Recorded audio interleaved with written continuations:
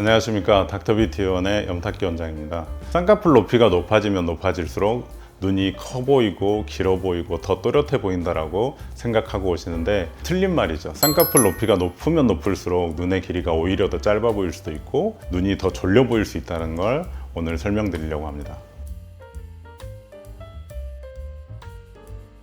눈의 크기나 눈에 보여지는 눈의 길이 같은 경우는 안화라는 이 뼈의 크기로 좌우가 되는 겁니다. 또 안구의 크기에 따라서 좌우가 되고, 또 하나는 안구가 얼마나 돌출되어 있느냐, 또 얼마나 깊으냐에 따라서 쌍꺼풀의 높이가 결정이 되는 건데요. 손으로 이렇게 만져보면 뼈가 만져지는데 이 뼈를 이렇게 따라서 가면 점점점 위로 갈수록 이 길이가 좁아집니다. 왜? 동양인들은 이 안화라는 구멍 자체가 동그라미이기 때문에 내가 쌍꺼풀 이 높이가 높아지면 높아질수록 실은 쌍꺼풀이 끊기는 느낌이 나게 되는 그런 상황이 되는 거고, 서양 사람들은 이게 약간 네모나고 좀 더 큽니다. 그래서 쌍꺼풀이 커도 별로 어색하지 않아요. 내가 만들 수 있는 쌍꺼풀 선은 이렇게 만졌을 때 눈 뜨는 게 좀 불편한데?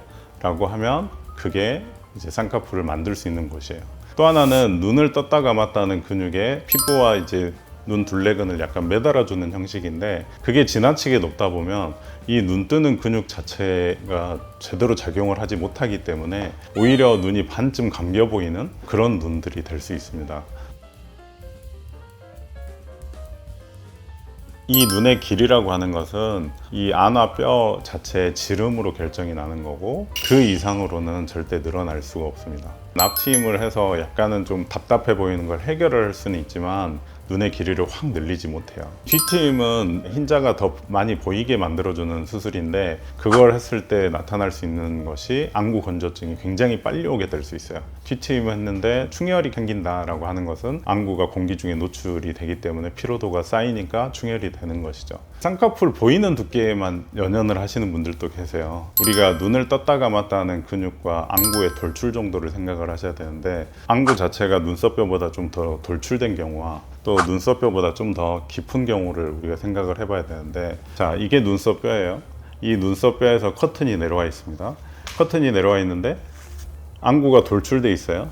그러면 이 커튼이 브라인처럼 접힌다라고 했을 때 돌출돼 있는 곳에서는 접히는 부분이 덜 덮일 거고, 이게 깊은 눈에서는 좀 더 위에서 덮는 게 많아질 거예요. 그래서 깊은 눈에서는 실은 쌍꺼풀이 보이는 두께를 더 크게 만들기가 쉽지가 않고, 돌출된 눈에서는 보이는 두께를 좀 더 보이게 할 수는 있지만 조금만 높게 만들어 버리면 지나치게 커 보이는 소세지 눈이 생길 확률이 좀 많습니다. 그러면 이런 경우들은 어떻게 해야 되냐? 눈썹의 위치, 그러니까 눈썹과 속눈썹의 간격, 쌍꺼풀 후에 좁아지는 그 느낌, 이런 것들을 생각을 하고 눈썹에 대한 위치를 변화를 좀 주면서 쌍꺼풀의 두께나 눈의 또렷함을 좀 더 개선을 시킬 수 있기 때문에 눈 주변, 그러니까 이 구조에 대한 것을 상담을 한 후에 수술을 결정하는 것이 현명한 선택입니다.